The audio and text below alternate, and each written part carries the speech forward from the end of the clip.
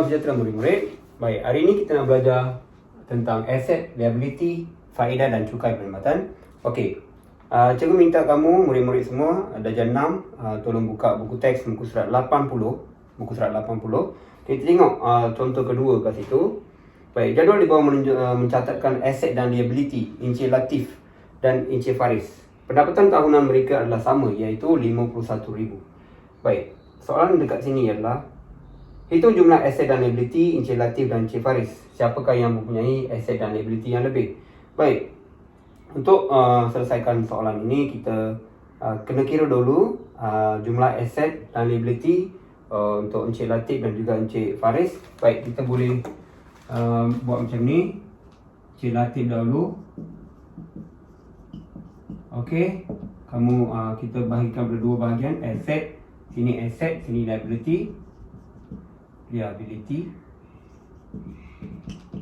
Okey, baik. Sini pula Encik Faris. Okey, sama juga kita boleh bahagikan pada dua bahagian, iaitu aset dan liability. Okey, ingat liability maksudnya hutang hutang. Okey, hutang. Seperti aset adalah contoh harta hartanah, barang kemas, okey, dan simpanan duit. Liability pula adalah semua hutang, seperti hutang kereta, hutang rumah, hutang kad kredit. Okey, semua itu adalah liability.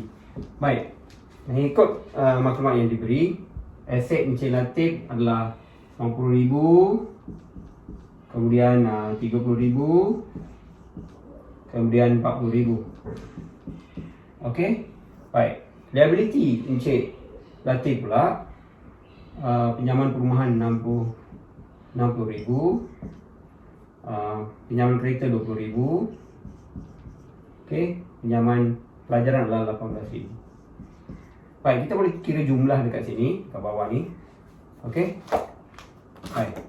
Ini akan jadi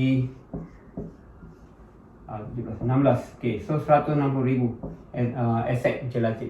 Hutang pula ataupun liability adalah 98,000. Okey, baik. Kita boleh kira harta bersih dekat sini harta bersih masing-masing. Harta bersih Encik Latif adalah, kalau kira harta bersih sama dengan aset ataupun jumlah aset tolak jumlah liability Okey, ini adalah formula untuk kira harta bersih. Jadi dari sini kita boleh tahu siapa yang lebih bijak meneruskan kewangan ataupun siapa yang lebih kaya. Baik, kita dah boleh kira untuk Encik Latif dahulu. Harta bersih adalah jumlah aset tolak jumlah liability kan.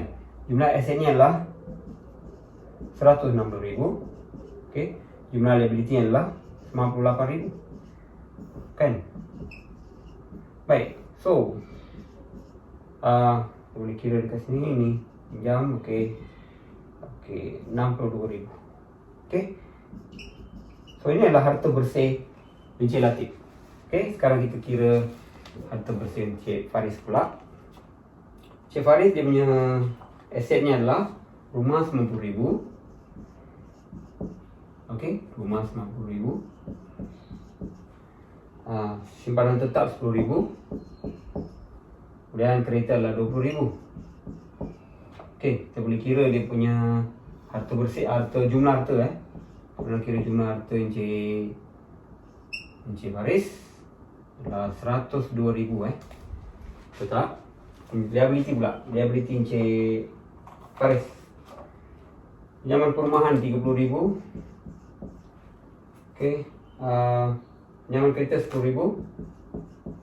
Ada liability lebih maksudnya ada 4 liability, ada 4 jenis hutang. Ini adalah pinjaman pelajaran 15,000, kemudian hutang kad kredit 5,000 So kita boleh tambahkan semua. Okey, kalau kita tambahkan kita akan dapat dalam 60,000. Okey, 60,000. So kita boleh kira harta bersih. Harta bersih Encik Latif adalah 102,000 tolak dengan hutang dia, jumlah liability atau jumlah hutang dia. So kita akan dapat 42,000. So harta bersih Encik Latif adalah 62,000 dan harta bersih Encik Faris adalah 42,000. Maka siapa yang lebih bijak menguruskan kewangan? So tentu Encik Latif lah. Encik Latif Encik Latif. Encik Latif sebab harta bersihnya lebih banyak, lebih tinggi daripada Encik Faris. Beza harta bersih adalah 20,000 62,000 ni 42,000. So beza harta bersih adalah 20,000. So bermaksud Encik Latif mempunyai harta bersih lebih 20,000 berbanding dengan Encik Faris. Begitulah. So di sini siapa lebih kaya? Lebih kaya adalah Encik Latif. Encik Latif lebih kaya daripada Encik Faris sebab harta bersihnya lebih tinggi. Okey, lebih tinggi daripada Encik Faris. Baik. Harap kamu faham soalan pertama ni. Ni contoh pertama ni. Okey, sekarang kita tengok muka surat 81. Faedah kita nak kira tentang faedah. Okey, tengok ni adalah satu salinan buku akaun dekat situ. Wang masuk RM430. Kemudian faedah yang diterima adalah RM12.90. Faedah adalah dividen atau bonus. Okey, dalam perkataan lain lah. Atau faedah ialah sejumlah wang yang diperoleh atas simpanan wang di bank. Itu adalah macam bonus yang diberi atau dividen yang diberi oleh bank. Okey, kita dapat duit tambahan. Baik, tengok budak ni cakap dengan ibu dia, "Ibu, kenapa ada RM12.90 dalam buku akaun saya?" Itu adalah tambahan. Oh, itu adalah nilai faedah 3% yang diberikan oleh bank dalam setahun. Ibunya menjawab. Baik. Nilai faedah, kalau nak kira nilai faedah senang saja. Kita kira peratus faedah. Contoh kedua, peratus faedah iaitu 3% darab dengan simpanan darab dengan tempoh. Kita nak kira untuk 1 tahun. Kalau nak kira 1 tahun, kita darab 1 lah. Kalau nak kira 2 tahun, kita darab 2. Okey, so 3% dalam pecahan adalah 3/100 darab dengan simpanan dia adalah RM430 darab dengan 1 tahun. Baik, sekarang kita boleh ringkaskan dengan cara kalau nak mudah, ini per 100 ni kita gunakan untuk alihkan titik, bahagi dekat sini, bahagi dekat 430. Maka alihkan 2 tempat ke kiri, dia akan jadi RM4.30. So sekarang darab. Okey, RM4.30 kita darab dengan 3. Dengan darab 1 tak payahlah, abaikan saja. Okey, 3 kali 3 9. Okey, 3 kali 4 adalah 12. Inilah faedah. Kalau nak kira faedah, peratus faedah darab dengan simpanan kita, darab dengan tempoh tahun, berapa tahun nak kira untuk berapa tahun. Okey, mudah saja nak kira nilai faedah. Okey, itu adalah contoh yang kedua. Contoh ketiga, okey, bank mendapat pinjaman pendidikan berjumlah RM150,000 dengan faedah 1% setahun. Berapakah faedah yang perlu dibayar oleh bank dalam tempoh 5 tahun? Baik, kita kira untuk 1 tahun dahulu, kemudian kita darab dengan 5 tahun lah. Okey. Kalau masa kita belajar, kita ambil pinjaman pendidikan, memang kita bayar semula termasuk bersama-sama dengan faedah yang dikenakan oleh institusi kewangan yang memberi pinjaman. Okey, dia telah pinjam sebanyak RM150,000. Okey, faedah yang dikenakan untuk setahun adalah 1%. So kita kira 1% darab dengan RM150,000. Ini adalah jumlah pinjaman darab dengan untuk 5 tahun kan, darab dengan 5 lah. Lalu kita kira untuk setahun. Setahun 1%. Okey, 1% ni cikgu terus tukar kepada ni. Okey, 1% adalah 1/100 kan. Kemudian kita boleh potong sifar di bawah, 2 sifar di bawah dan 2 sifar di atas. Sekarang dia jadi 1,500 darab dengan 5. Baik, kita boleh darab 1,500 darab 5. Okey, sifar 25. Okey, 7. So ini adalah jumlah faedah saja. Faedah saja. Duit yang perlu dibayar dalam tempoh 5 tahun lah. Okey, apabila dia bayar semula pinjaman perumahan tu dalam tempoh 5 tahun, dia perlu bayar faedah sahaja iaitu duit tambahan kepada bank atau institusi kewangan, okey, yang dipinjam tu. Faedah sahaja dia sudah jadi RM7,500. Okey. Baik, sekarang kita tengok tentang cukai perkhidmatan. Okey. Tengok muka surat 82 dalam buku teks anda. Baik, harga makanan hanya RM45.80. Mengapa jumlah bayaran menjadi RM48.55? Tanya ayah kepada keluarga tu. Okey, kemudian pelayan dekat situ beritahu, oh, jumlah itu termasuk cukai perkhidmatan 6%, encik. Okey, kalau kamu tengok dekat bil dekat sebelah kanan, tengok jumlah bil hanya RM45.80. Kemudian dia tulis cukai 6% bersamaan RM2.75. Okey, diskaun tiada. So penggenapan, okey, sifar-sifar. Kemudian jumlah bayaran menjadi RM48.55. Baik, kira nilai cukai perkhidmatan dalam situasi yang ditunjukkan dalam jumlah bayaran di atas. Okey, kalau nak kira cukai perkhidmatan, nilai ataupun nilai cukai perkhidmatan adalah, ini contoh ketiga, ini contoh keempat. Okey, nilai cukai perkhidmatan 6% kan, so kita tukar 6%. 6% adalah 6% darab dengan harga asal ataupun bayaran asal makanan, iaitu RM45. RM45.80. RM45.80. So 6% darab dengan bayaran asal, kita akan dapat tahu berapa cukai perkhidmatan lah, iaitu 6% bersamaan berapa. Okey, di sini okey, kalau nak mudah, cikgu buat macam ni lah. Macam tadi juga, per 100 ni, okey, kita gunakan untuk alihkan titik 2 tempat ke kiri, iaitu per 100 maksudnya bahagi 100 kan. Kalau bahagi 100, kita alihkan 2 tempat ke kiri, alihkan titik 2 tempat ke kiri. Sekarang dia akan jadi RM sifar perpuluhan 458 sifar darab dengan 6 lah. Okey. Baik. Sekarang sifar 48, 30, 24, 27. Okey, 2 ni boleh tulis saja. Okey, sekarang ni berapa tempat perpuluhan? 1, 2, 3, 4 kan. So jawapan pun 4 tempat lah. 1, 2, 3, 4. Lepas tu ni, kita bundarkan lah kepada 2 tempat perpuluhan. Ini 1, 2, kita garis kat sini, kita bulat kat sini. Okey, kita tengok nombor 8 yang nombor kaya, maka kena tambah 1. So, dia akan menjadi RM2.74, akan jadi 5, 4 tambah 1. Sebab 8 adalah nombor kaya. Kalau kita nak bundarkan pada 2 tempat perpuluhan, kita gariskan digit yang kedua selepas titik perpuluhan. Kemudian kita bulatkan digit di sebelah kanan dia. Oleh kerana nombor kaya, kita tambah 1 lah. Dah belajar kan sebelum ni cara nak bundarkan perpuluhan.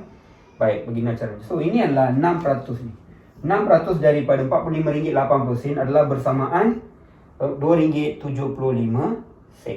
Ini adalah duit tambahan yang perlu dibayar bersama bil tu. Okey, walaupun asalnya RM45.80 saja, oleh kerana ada 6% cukai perkhidmatan. So, bilnya menjadi ni, so tambahan lah. Ini tambahan dengan ni. Sebab tu bilnya menjadi RM48.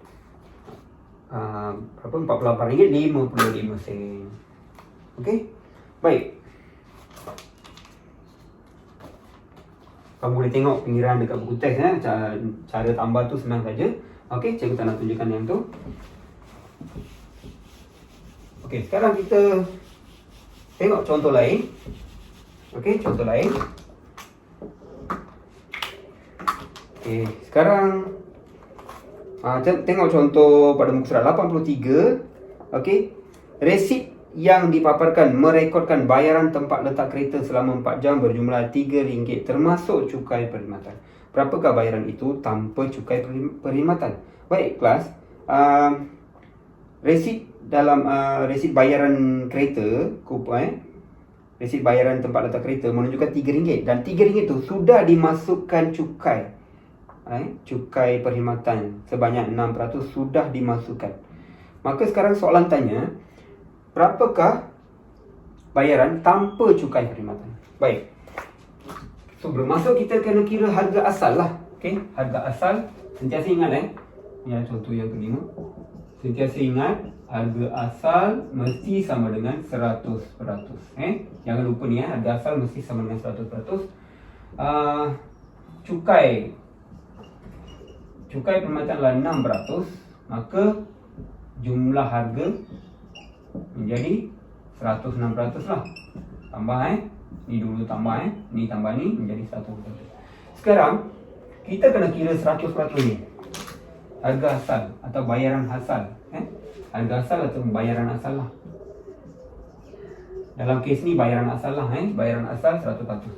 Sekarang kita dah tahu 106% berapa.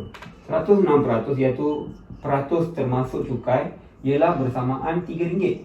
RM3 ni sudah dimasukkan cukai. Macam ni lah. So peratusnya adalah 106%. Dan sekarang kita nak kira 100% pula. So 100% bersamaan berapa? Okay, cikgu ulang ayat ni.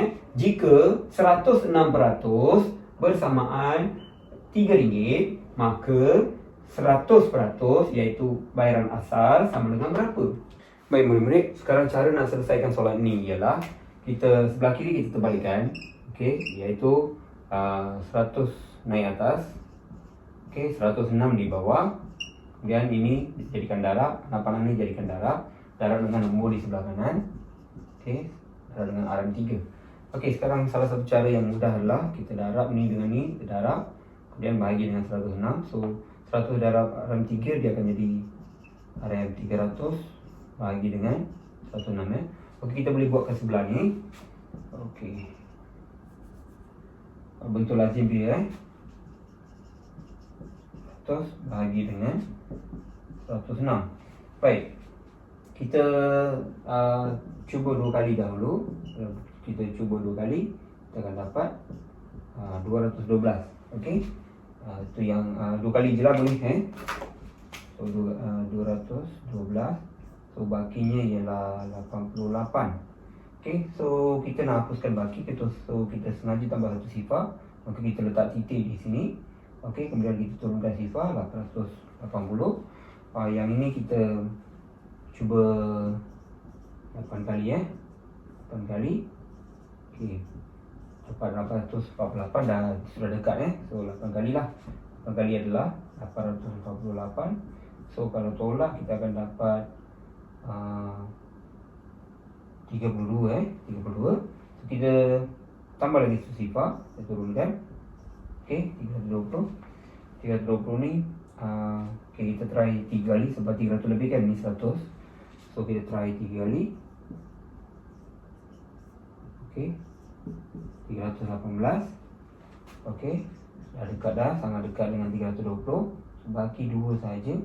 So kalau 2 kita tambahkan lagi satu sifar. Kalau nak hapuskan 2 ni menjadi 20 je. 20 bahagi 106 tak boleh So maka sifar. Baik, sekarang kita cukuplah saya setakat ni. Kita buat sampai 3 tempat puluhan. Sebab nanti kita nak bundarkan kepada 2 tempat puluhan. Sebab tu kita buat sampai 3 tempat puluhan. So kita dah tahu dah nombor ketiga selepas titik, nombor ketiga adalah sifar, iaitu nombor miskin kurang dari 25, maka tak perlu tambah nombor 3 ni, tak perlu tambah 1.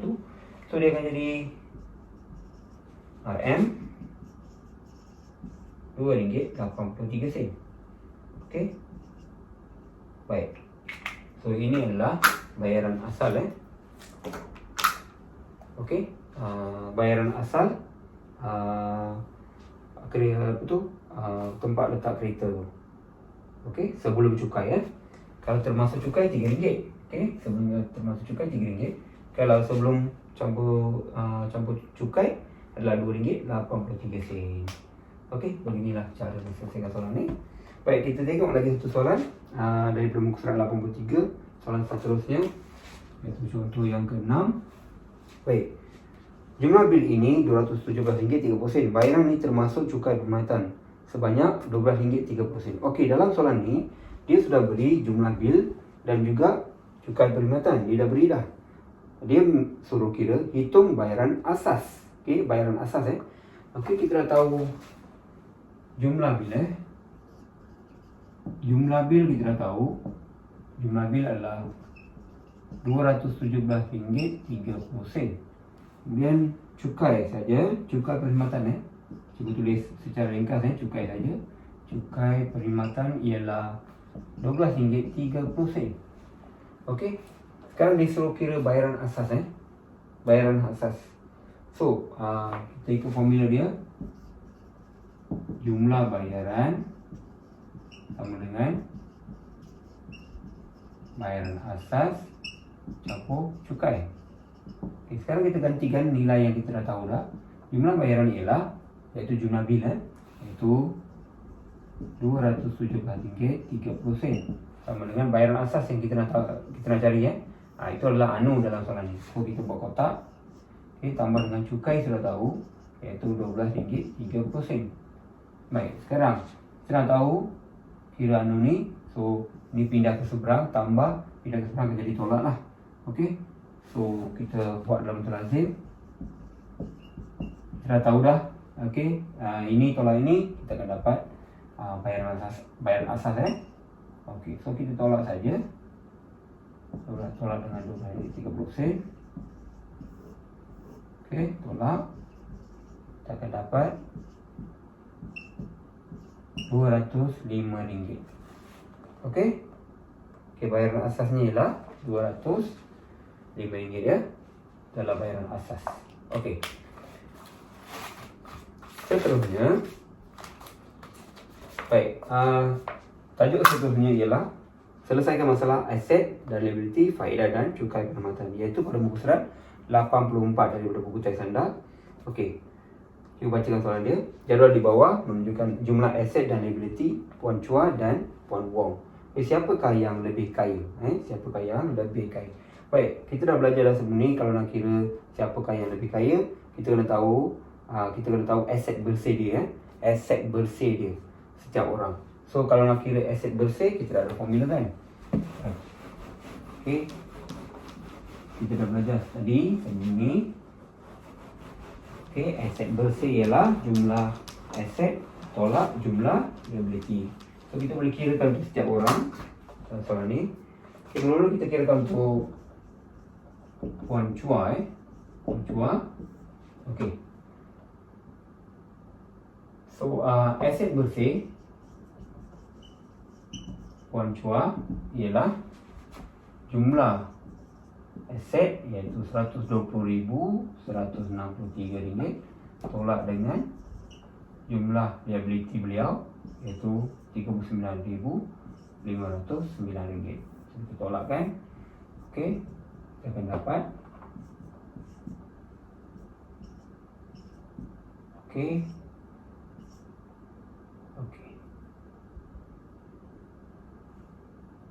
Baik, ini salah. Okey, silap sikit.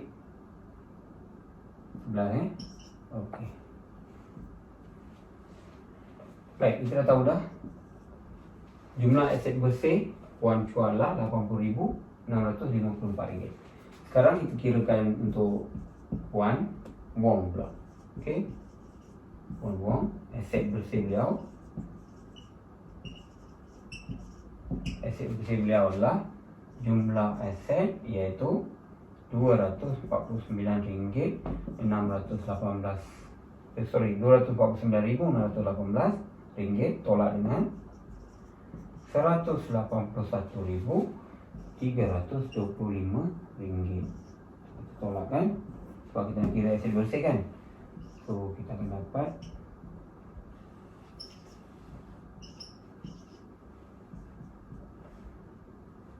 RM68,293. Baik kelas. Di sini kita dah nampak dah aset bersih Puan Chua ialah banyak ni RM80,654 dan aset bersih Puan Wong adalah RM68,000 sahaja, RM68,000 lebih saja. So dari sini siapa lebih kaya? Ya, Puan Chua lebih kaya. Puan Chua lebih kaya. Baik, mudah kan soalan ni? Mudah saja. Okey, sekarang kita tengok contoh kedua pada muka surat 85. Baik, Abang Haikal membuat pinjaman RM90,000 daripada tabung ekonomi kumpulan usaha niaga tekun untuk memulakan perniagaan. Dia perlu membayar sumbangan sebanyak 4% setahun daripada nilai pinjamannya. Berapakah nilai sumbangan itu pada setiap bulan? Baik, dia sudah beri nilai sumbangan ataupun faedah yang dia perlu bayar ialah 4% setahun. Setahun. Baik, sekarang dia minta untuk 1 bulan pula. Baik, kita kena kira 4% tu 4% dari 90,000 tu bersamaan berapa. So kita akan dapat untuk setahun. So lepas tu kalau nak kira untuk sebulan, kita dah tahu kan 1 tahun ada 12 bulan. So nanti kita bahagi dengan 12. So kita akan kira dapat untuk sebulan lah. Okay, cikgu tunjukkan caranya.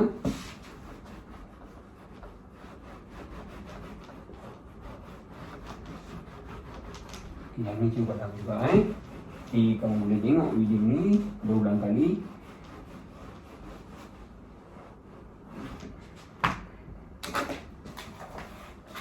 Baik, kita kira 4% lalu. 4% daripada RM60,000. Ni adalah untuk setahun Okey, 4% kita terus tukar kepada 4/100 Baik, sekarang kita potong 2 sifar di bawah dan 2 sifar di atas. So tinggal 900 darab dengan 4. So ini kita boleh congak iaitu 9 kali 4. 9 kali 4 adalah 36. Sekarang sini ada 2 sifar, kita tambahkan saja. Baik, ini adalah faedah yang dia perlu bayar atau sumbangan yang dia perlu bayar untuk setahun. Ini adalah untuk setahun. Sekarang kita nak kira untuk sebulan kan. So kita dah tahu 1 tahun bersamaan 12 bulan. So kalau nak kira untuk 1 bulan, so kita nak bahagilah. Okey, 3,600. Okey, kita bahagikan dengan 12. Okey, 3 kali 12 adalah 36. So turunkan sifar ni, dan kita boleh tulis balik sifar itu di atas sebab bawah semua dah jadi sifar. So ini adalah jawapannya RM300. Ini adalah untuk sebulan. Jadi ini adalah 3,600 adalah untuk setahun. Maka bagi 12, RM300 untuk sebulan. Okey, saya harap anda faham. Baik kelas, sekarang kita tengok soalan yang terakhir untuk perbincangan hari ini, iaitu soalan 3 pada muka surat 86. Baik, pada musim cuti yang lepas, Farah bersama keluarganya menginap di sebuah hotel di Pulau Langkawi. Sebanyak 6% cukai perkhidmatan dikenakan. Ibu Farah membayar RM477. Berapa hari dan berapa malamkah dia dan keluarganya menginap di hotel itu? Baik, sekarang kita tengok nota yang diberikan di sebelah ni. 2 hari 1 malam bayarnya ialah RM150.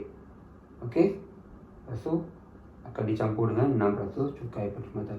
Baik, sekarang RM150 tu belum dimasukkan cukai perkhidmatan sebanyak 6%. Cukai sebanyak 6% belum dimasukkan lagi. Baik, so kita kena kira cukai perkhidmatan berapa So kita kira dulu 6% daripada RM150 tu bersamaan berapa?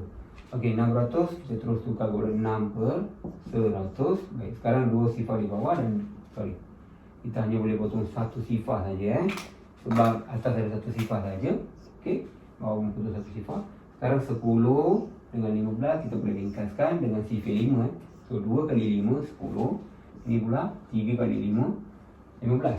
Sekarang ini 2 dengan 6 kita boleh ringkaskan. 1 kali 2 2, 3 kali 2 adalah 6. Sekarang bawah dah jadi 1, kita abaikan.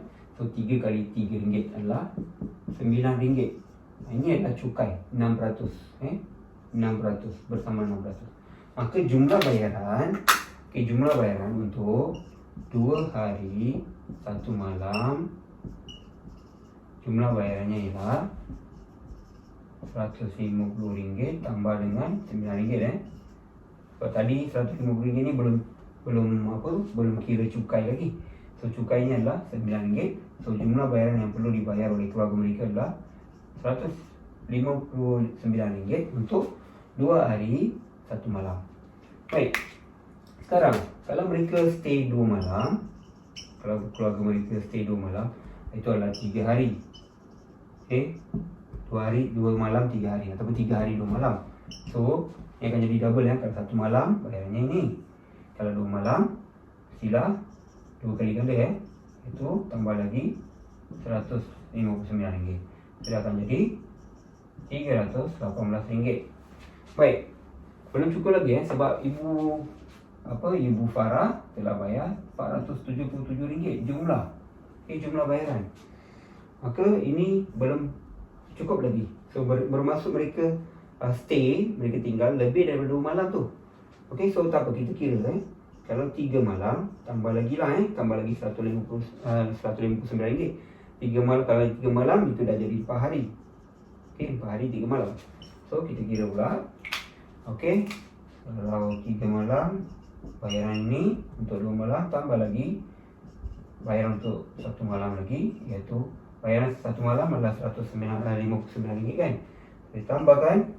So memang kita akan dapat RM477. Kalau kamu ada keraguan, kiralah sini 318 tambah dengan 159 17 7 memang sorry. Memang betul tepat. So bermaksud mereka telah stay 4 hari 3 malam, barulah bayarannya menjadi RM477. Inilah jawapan yang tepat, iaitu mereka tinggal 4 hari 3 malam. Baik, itu saja perbincangan kita. Cikgu harap anda semua betul-betul dah faham. Kamu boleh tengok video ni berulang kali untuk fahamkan. Baik, maka cikgu harap sangat bermanfaat pada anda semua. Untuk mengikuti segala video cikgu yang telah ada dalam channel saya ataupun pada cikgu akan yang video-video yang akan datang, sila tekan butang subscribe dan butang loceng all notification supaya kamu dapat notifikasi apabila cikgu upload video baru. Selamat belajar dan selamat maju jaya.